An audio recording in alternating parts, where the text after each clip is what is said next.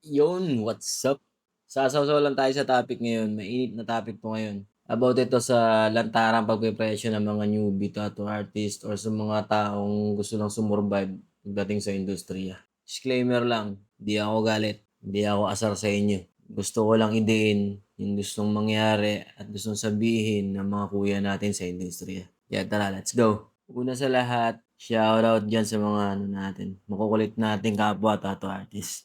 Ako sa totoo lang personally, hindi ako nakikialam pagdating sa mga pricing ng mga bawat tattoo artist dito sa paligid ko.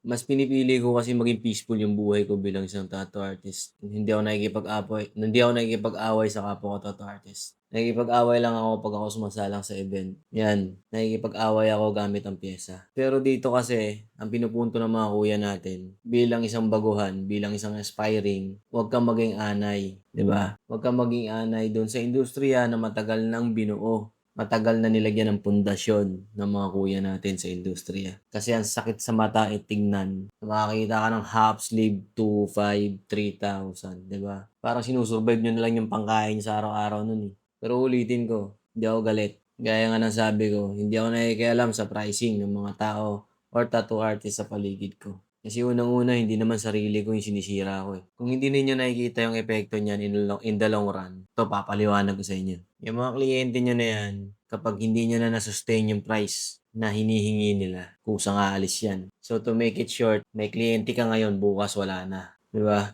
Itong taon na 'to babalik-balik yan sa'yo kasi nga itong taon na 'to mababa ka pa presyo. Aakyat ka ng ikalawa mong taon, mag-aakyat ka rin ng presyo kasi nararamdaman mo yung inflation, 'di ba? Pakiramdam mo gumagaling ka na rin, 'di ba? Nagtaas ka ng presyo, hindi na-afford ng mga kliyenteng binigyan mo ng mababang presyo, ang ending wala ka ngayong kliyente. Yan yung sinasabi ko, may kliyente ka ngayon, wala kang kliyente bukas. For me kasi kaya hindi ko sila pinapakialaman kasi yun nga hindi naman sarili ko yung sinisira ko, sila naman. Kaya nagre-react yung mga kuya natin sa industriya kasi naaapektuhan yung ekonomiya ng industriya natin. Doon sila nasasaktan, doon sila umaalma. May mga nakikita kasi akong post na nakalagay, wag na lang natin pakialaman, kanya-kanya naman daw yan, respeto lang daw. Doon pa nga lang sa ginagawa nilang pagpipresyo doon sa loob ng social media, kawalan na ng respeto yun. Kaya papaano magkakaroon ng tinatawag na respeto kung mismo mga aspiring walang respeto sa mga nagtatatag ng matibay na pundasyon dito sa ekonomiya ng